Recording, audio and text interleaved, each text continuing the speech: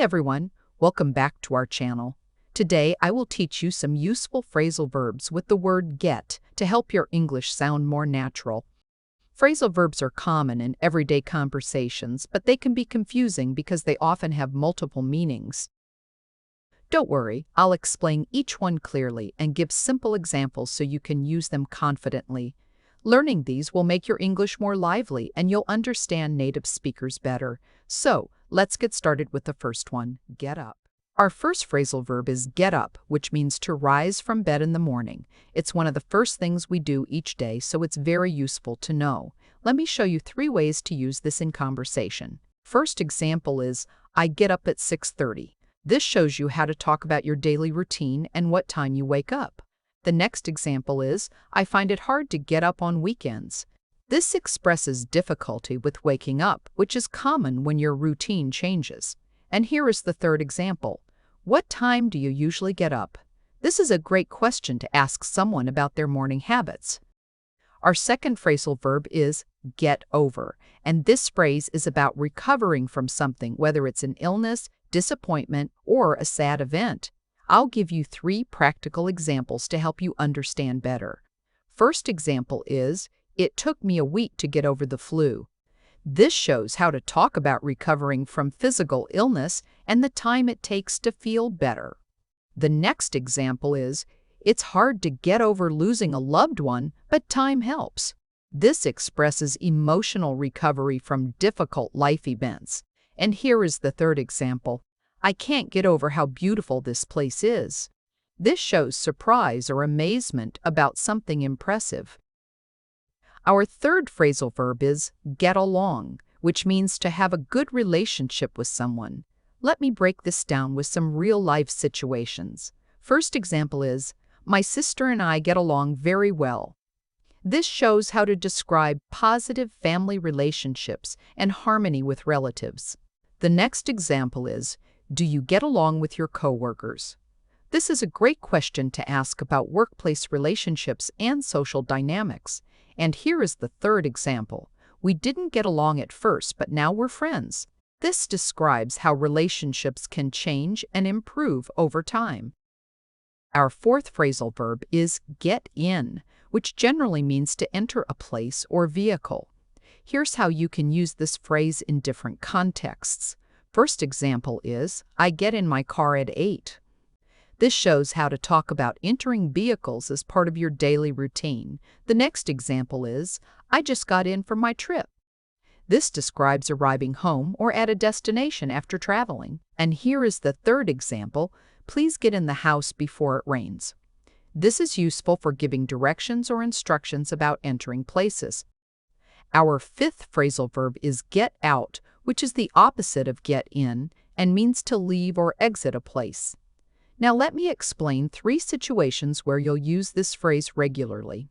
First example is, I need to get out of the house for some fresh air.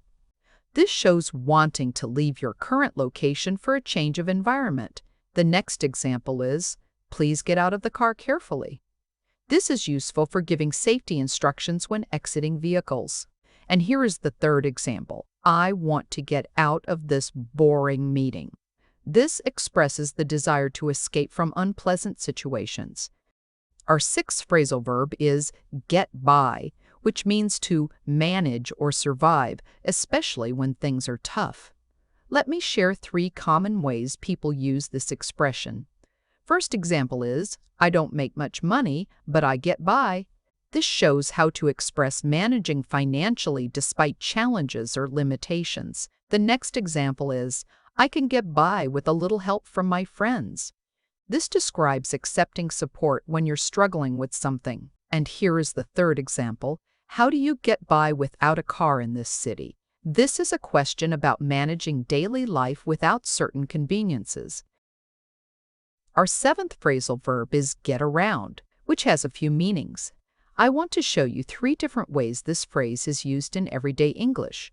First example is, I get around the city on my bike. This shows how to talk about your method of transportation and moving from place to place.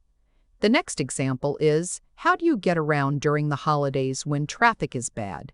This is useful for asking about travel strategies during busy times. And here is the third example. He always tries to get around the rules at work. This describes avoiding regulations or finding ways to bypass restrictions. Our eighth phrasal verb is get together, which means to meet with friends or family. Let me give you some examples of how this works in real conversations. First example is, we like to get together on weekends.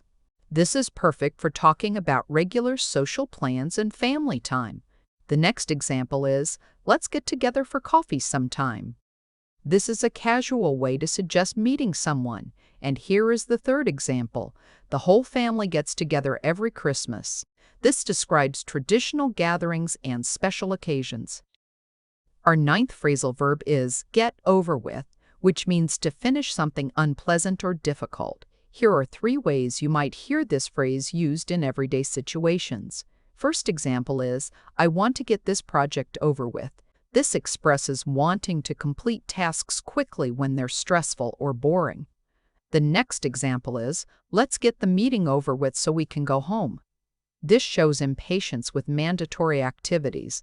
And here is the third example, I need to get this dentist appointment over with. This expresses anxiety about unavoidable but unpleasant tasks.